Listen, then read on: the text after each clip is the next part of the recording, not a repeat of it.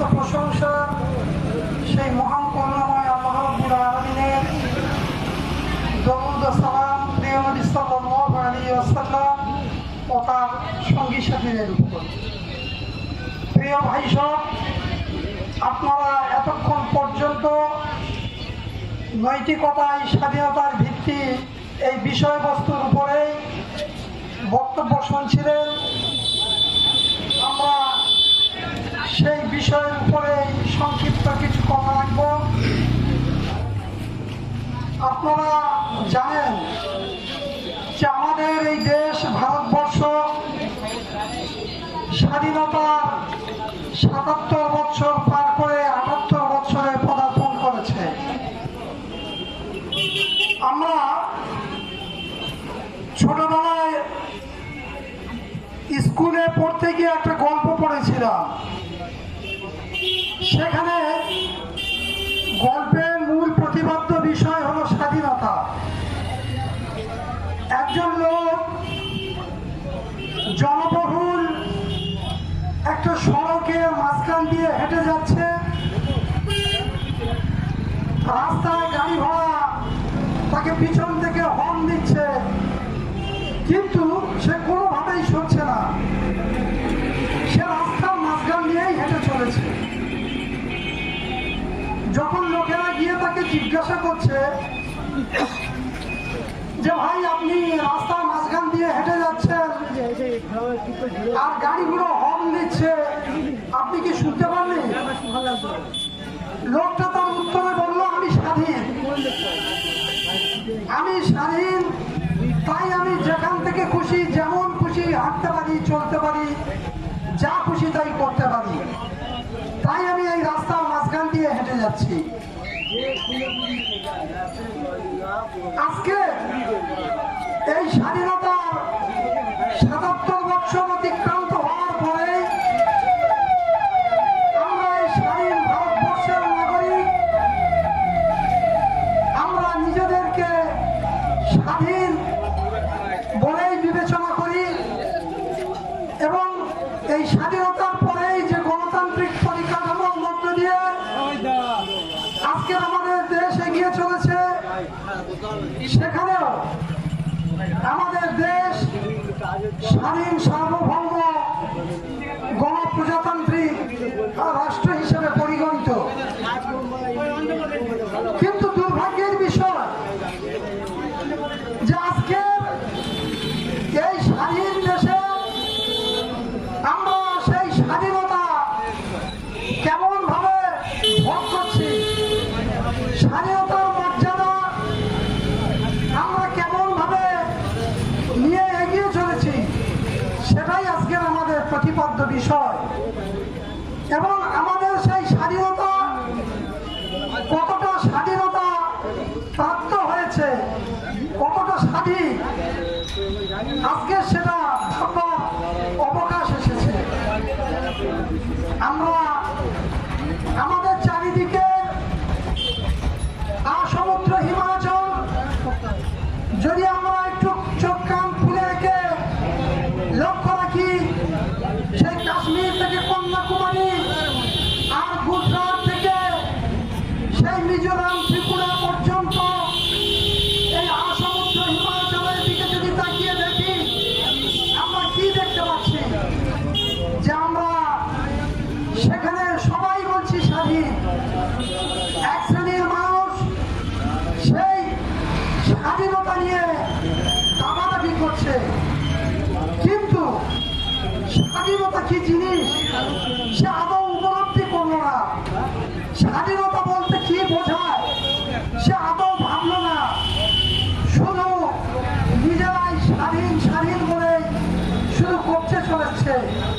ঠিক যেমন আজকের যদি আমি একটা ছোট্ট উদাহরণ দিয়ে আপনারা বুঝতে পারবেন যে আমরা সবাই রাজনীতি করি, আমরা জানি রাজনীতি হলো নীতির রাজা, কিন্তু আজকে রাজনীতি হলো রাজার নীতি, নীতির রাজা নয়। উত্তম আদর্শ, উত্তম নীতি নৈতিকতা, উত্তম পরিকাঠামো, উত্তম প্রশাসনিক পরিকাঠামো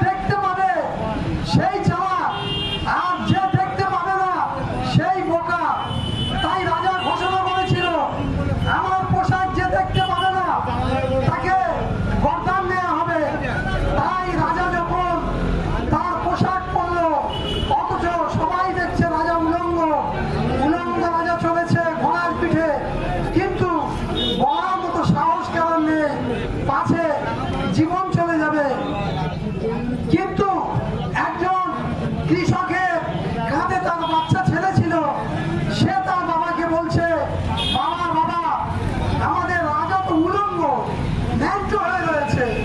বলছে, আরে খোকা তুই চুপ কর, এক্ষুনি তোর গর্দান চলে যাবে। তো আজকে আমাদের দেশে রাজনীতি সেই উলঙ্গ রাজার মতো হয়েছে। রাজনীতির লোকেরা, আজকে শাসকরা, আজকে রাজা যে কথাই বলছে তাতে সমাজের উন্নতি হোক অবনতি হোক যাই হোক না কেন সেটাই নীতি। ঠিক তেমনি আজকের আমাদের দেশে স্বাধীনতা, ঠিক তেমনি যে আজকের আমাদের দেশে যারা শাসক সম্প্রদায় তারা যে নীতিটাই সমাজে প্রতিস্থাপন করবে, যে নীতি যে আদর্শকে সমাজের বুকে চাপিয়ে দেবে, সেটাই হচ্ছে নাকি স্বাধীনতার বৈশিষ্ট্য। আজকে তাই আমরা দেখতে পাই যে সমুদ্র হিমাচল, সেখানে আজকে নারী নির্যাতন, ধর্ষণ, খুন, রাজধানী যেন অহরহ হচ্ছে। আপনারা যারা দৈনিক পত্র পত্রিকা দেখছেন, পত্র পত্রিকা খুললে প্রত্যেক দিন অন্তত 10টা খুন, 10টা যৌন নির্যাতন, 10টা ধর্ষণ আপনার আমার চোখে পড়ছে, কিন্তু নির্বিকার। অথচ আমরা বলছি স্বাধীন দেশের নাগরিক। তাহলে আমাদের স্বাধীনতাটা কোথায়? আসলে আমাদের স্বাধীনতা নৈতিকতা বিবর্জিত হওয়ার জন্য আজকের আমরা আমাদের স্বাধীনতাকে অন্য পথে পরিচালিত করেছি। আজকের আমরা অফিস কাছারিতে গেলে সেখানে ঘুষ, আজকের আমরা অর্থনৈতিক লেনদেন করতে গেলে সেখানে সুদ। আপনি যে কোনো অফিস কাছারিতে যান, সেখানে আপনি সঠিকভাবে কাজ পাবেন না, বিনা ঘুষে কেউ কথা বলবে না। আজকের আপনি ব্যাংক ব্যবস্থা, অর্থনৈতিক ব্যবস্থার দিকে যান, সেখানে মানুষের রক্ত চোষা সমস্ত রকম ব্যবস্থাপনা রেডি হয়ে রয়েছে। তাই অথচ আমরা বলছি আমরা স্বাধীন, আমাদের স্বাধীনতা ভোগ করছি। আমরা আজ থেকে ৭৭ বছর আগে, 1947 সালের আগে আমরা দেখেছিলাম যে ইংরেজরা আমাদের উপরে শোষণ, জুলুম, নির্যাতনের স্টিমুলার চালিয়েছে। কিন্তু আমরা আমাদের বড়দের মুখে শুনেছি যে ইংরেজ শাসনে একটা মুরগি পর্যন্ত মেরে নাকি পা পাওয়া যেত না। চুরি, ডাকাতি, খুন, রাজধানী এ তো মামুলি ব্যাপার, এ তো দুঃসাধ্য ব্যাপার ছিল। তাহলে তারা কেমন শাসন আমাদের উপহার দিয়েছিল? আর আজকে আমরা স্বাধীন দেশের নাগরিক হয়ে আমরা আজকে রাস্তাঘাটে, খেতে খামারে সর্বত্র নির্যাতিত, নিপীড়িত। আজকে আমরা সর্বত্র আমরা নিপীড়নের শিকার হচ্ছি। আজ আমাদের ঘরে মা বোনেরা তারা আজকে স্কুল, কলেজ, ইউনিভার্সিটিতে যাচ্ছে, কিন্তু তারা তাদের জীবন নিয়ে, তাদের চরিত্র নিয়ে তারা ফিরে আসতে পারবে কিনা আজকের প্রত্যেকটা পিতামাতা তারা ভাবছে যে আমার মেয়েটা ঠিক মতো বাড়ি ফিরতে পারবে তো, আমার ছেলেটা ঠিক মতো বাড়ি ফিরতে পারবে তো। কিন্তু দেখা যাচ্ছে যে আজকে এক শ্রেণীর মানুষ বিভিন্নভাবে নির্যাতনের স্টিমুলার চালাচ্ছে। ঠিক যেমন প্রাচীন যুগে মাৎসন্যায় নীতি ছিল, আজকে সমাজে স্বাধীন ভারতবর্ষে সেই মাৎসন্যায় নীতি চলছে। তার একটি মাত্র কারণ হলো নৈতিকতা বিবর্জিত স্বাধীনতা এবং পরকাল ভীতিহীনতা আজকের এই সমাজকে এই জায়গায় এনে দাঁড়িয়েছে। যদি আজকে মানুষের মধ্যে নীতি বোধ থাকতো, ন্যায় অন্যায় বোধ থাকতো, যদি তাদের কাছে জবাবদিহির ভয় থাকতো, তাহলে তাদের পক্ষে কখনো এই অন্যায়, অত্যাচার, জুলুম, শোষণ, নিপীড়ন কখনো সম্ভব হতো না। আজকে আমাদের দেশে আইন আছে, অথচ তার ব্যবহার নেই। প্রশাসন আছে, অথচ সে নির্বিকার, এক পেশে।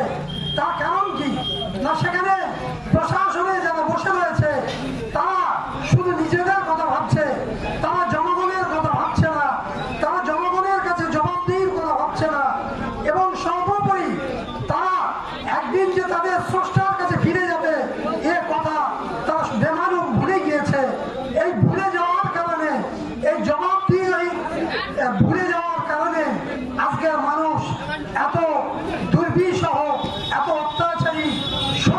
পরিণত হয়েছে। আজকে আমি একটু আগে আমার পূর্ববর্তী বক্তা বলছিলেন যে অর্থনৈতিকভাবে কেমন ভাবে শোষণ জুলুম অত্যাচারের শিকার হচ্ছে। আপনারা দেখেছেন যে বিগত যে আমাদের দেশে করোনাকালীন যে লকডাউন চলছিল, সেই লকডাউনে আমাদের দেশে 90% মানুষ তারা দারিদ্র্য সীমার নিচে নেমে গিয়েছে। অথচ সেই লকডাউন পিরিয়ডে আমাদের দেশে 10% মানুষ তারা ফুলে ফেপে তারা এত উন্নতি করেছে যে তাদের অর্থনৈতিক পরিকাঠামো 100% বেড়ে গিয়েছে। আজকে তাই আমরা দেখতে পাই যে আজকে আমাদের দেশে সেই অর্থনীতির জান্তারা আজকে তারা আমাদের রেল, আমাদের বিমান, আমাদের সমস্ত রকমের কলকারখানাগুলো তারা কিনে নিচ্ছে। কিনে নিয়ে সেখানে তারা সাধারণ পাবলিকের উপরে অন্যায় অত্যাচারে স্টিমোলার চালাচ্ছে। আজকে আপনারা দেখেছেন যে আমাদের চোখের সামনে আপনারা বিদ্যুতের কথা চিন্তা করুন। আজকে বিদ্যুৎ নিয়ে কিভাবে বিদ্যুতের বিলগুলো আমাদের কাছে আসছে, এগুলো থেকে আমরা বুঝতে পারি যে আসলে আজকে তারা পুরো আমাদের পরিকাঠামোটা তারাই পরিচালিত করছে। এক শ্রেণীর দেশে মাত্র 10% মানুষ তারা আমাদের অর্থনীতির পরিচালক হয়ে গিয়েছে। তার কারণ কি? আজকে তারা নৈতিকতা বিবর্জিত। তারা শুধু এইটুকু জেনেছে যে যে কোনো মূল্যে আমাদের লভ্যাংশকে বাড়িয়ে নিয়ে যেতে হবে। তাদের দেশের মানুষের কি ক্ষতি হলো, কি লাভ হলো, কত মানুষ মরলো, কি হলো, এ আজকে আমাদের দেখার দরকার নেই। আজকে আমাদের দেশে রেলের দিকে তাকিয়ে দেখুন যে আজকে বিগত কয়েক মাসের মধ্যে 2-3 মাসের মধ্যে কতগুলো রেল দুর্ঘটনা ঘটলো, কিন্তু আমাদের দেশের সরকার সম্পূর্ণভাবে নির্বিকার। তারা যেন মুখে কুলু বেঁধে রয়েছে, তারা চোখেও দেখতে পায় না, কানেও শুনতে পায় না। কারণ গরিবের যন্ত্রণা, গরিবের আর্তনাদ তারা শুনেও শোনে না। কারণ তাদের কান পর্যন্ত এই গরিব মানুষের আর্তনাদ গিয়ে পৌঁছায় না। তাই আজকে এই নৈতিকতা বিবর্জিত স্বাধীনতার কারণে আজকে এই স্বাধীন দেশের মানুষ আমরা আজকে এই অন্যায় অত্যাচার জুলুম শোষণের আজকে শিকার হয়েছি।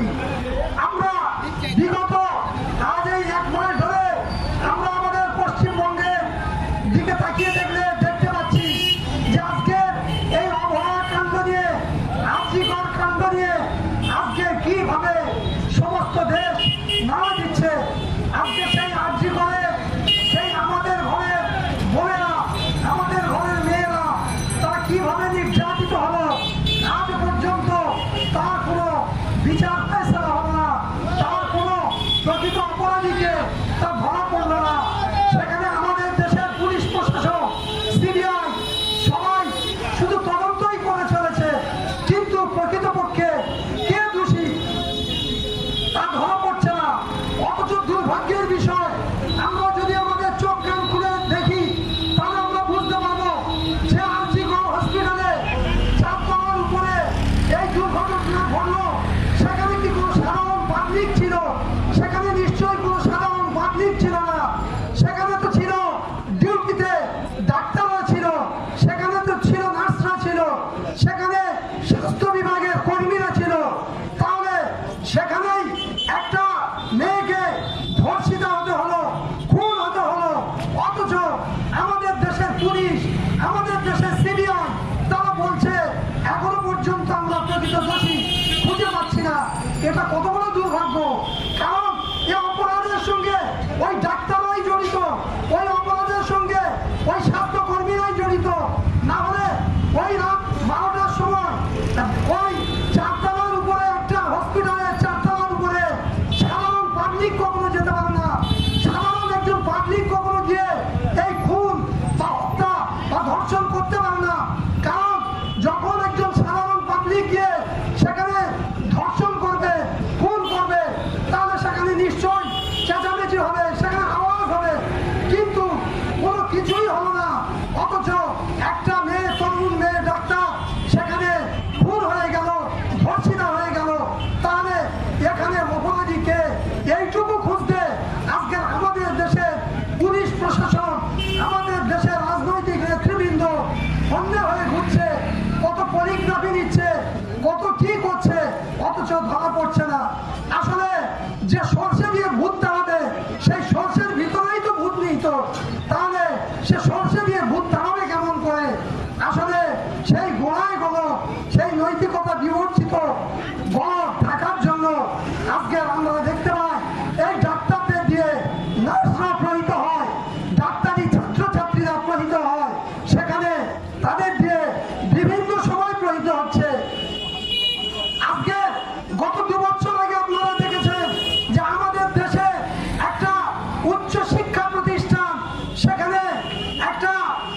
ইঞ্জিনিয়ারিং এর ছাত্র সেখানে কেমন ভাবে খুন হলো, অথচ সেই খুনটাকে লোপাট করার জন্য আমাদের দেশের পুলিশ প্রশাসন, আমাদের দেশের রাজনৈতিক নেতৃবৃন্দ সেগুলোকে ধামাচাপা দিয়ে একটা সময় বলেছিল যে এটা আত্মহত্যা ছাড়া কিছুই নয়।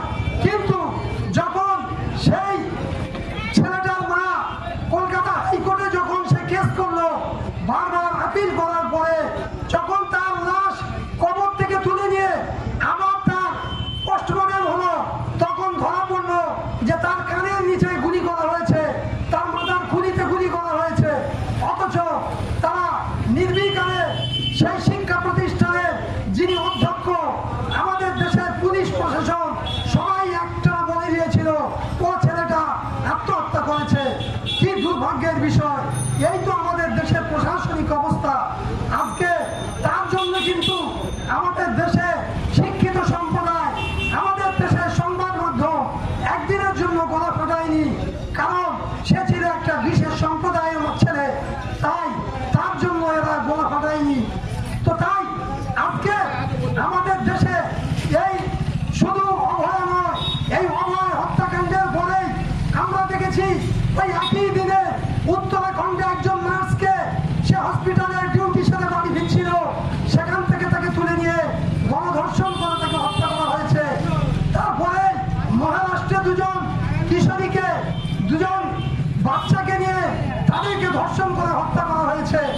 এভাবে ধর্ষণের ধারা অব্যাহত রয়েছে, কিন্তু আজও কোনো বিচার নেই, আজও কোনো কিছুই নেই। অথচ আমাদের দেশে প্রশাসন আজ বলছে যে আমরা সব দেখছি। এটাই আমাদের দেশের স্বাধীনতা, এই স্বাধীনতার এই সুখ আমরা ভোগ করছি। তো তাই আজকে যদি এই দেশে শাসক সম্প্রদায়ে প্রকৃত নৈতিকতা থাকতো, তারা চরিত্রবান হতো, তারা যদি মানবীয় গুণাবলী সম্পন্ন হতো, তাহলে তাদের কাছ থেকে আমরা মানুষের মতো ব্যবহার পেতাম। যদি তারা প্রকৃত অর্থে মানুষের মতো মানুষ হতো, তাহলে সংসদ ভবনে কখনো সেখানে কিরকিরি হয় না, সেখানে বিধানসভাতে চেয়ার ছাড়াছড়ি হয় না। কারণ আমরা জানি মারামারি খুনোখুনি করে কারা, যারা গুন্ডা বদমায়েশ, যারা অ্যান্টি সোশ্যাল সমাজ বিরোধী, এরাই তো খুনোখুনি করে।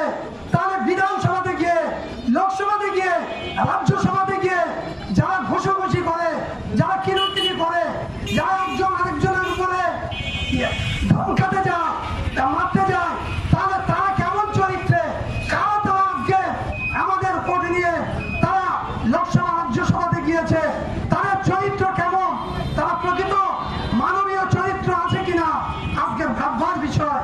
তো তাই আজকে জামায়াত ইসলামী হিন্দ আজকের এই দেশবাসীর কাছে সেই আহ্বান জানাচ্ছে যে আজকে আমরা যদি প্রকৃত স্বাধীনতা ভোগ করতে চাই, তার আগে আমাদের চরিত্র ঠিক হতে হবে। তাই নেতাজি সুভাষচন্দ্র বসু বলেছিলেন যে যদি প্রকৃত তোমরা স্বাধীনতা চাও, আমি একজন আদর্শবান মা চাই।